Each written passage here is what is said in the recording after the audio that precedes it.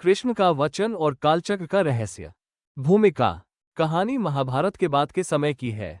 धर्म की स्थापना के बाद भी समय के रहस्य और शक्तियां मानवता को चुनौती देती हैं। भगवान कृष्ण ने एक भविष्यवाणी की थी कि समय का चक्र एक बार बाधित हुआ तो विनाश होगा। लेकिन उनका वचन था कि वह इस चक्र को बचाने के लिए किसी भी हद तक जाएंगे। समय का संकट। स्थान द्वारका। कृष्ण अपनी बांसुरी बजा रहे हैं जब अर्जुन दौड़ते हुए उनके पास आते हैं। अर्जुन, प्रभु, द्वारका के बाहर एक विचित्र घटना हो रही है। समय जैसे ठहर गया है। पक्षी उड़ रहे हैं पर रुके हुए लगते हैं। कृष्ण, गंभीर स्वर में, ये समय का संकट है पार्थ। कालचक्र में कुछ बड़ा दोष उत्पन्न हो गया है। अर्जुन, क्या ये कलयुग के आगमन का संकेत है?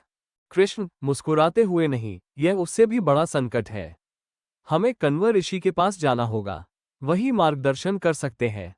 ऋषि कण्व का भविष्य कथन। स्थान हिमालय का एक आश्रम। कण्व ऋषि ध्यान में बैठे हैं। अर्जुन और कृष्ण उनके पास आते हैं। कण्व नेत्र खोलते हुए, हे वासुदेव, आपके आने की प्रतीक्षा थी। अंधकारासुर फिर से जाग उठा है। वो समय के मूल को नष्ट करना चाहता है। अर्जुन, आश्चर्य से समय का मूल? कण्व गंभीर स्वर में, कालचक्र का मूल केंद्र। यदि वो नष्ट हुआ तो न केवल ये युग बल्कि समस्त ब्रह्मांड समाप्त हो जाएगा। कृष्ण, दृढ़ता से, मैं इसे रोकूंगा। मालिनी का रहस्य। स्थान एक गुप्त जंगल। कृष्ण और अर्जुन को एक रहस्यमयी स्त्री मालिनी मिलती है।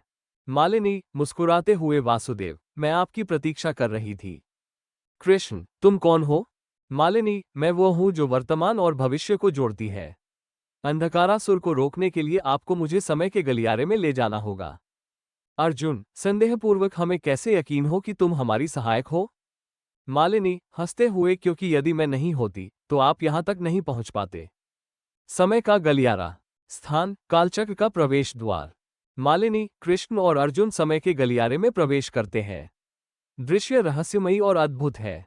कृष्ण, आश्चर्य से, ये तो ब्रह्मांड के सभी समयों का संगम है। मालिनी, लेकिन यहां रुकना खतरनाक है। अंधकारासुर यहीं छुपा है। अचानक अंधकारासुर प्रकट होता है। अंधकारासुर हंसते हुए, कृष्ण, तुम मुझे हर बार रोकते हो पर इस बार नहीं।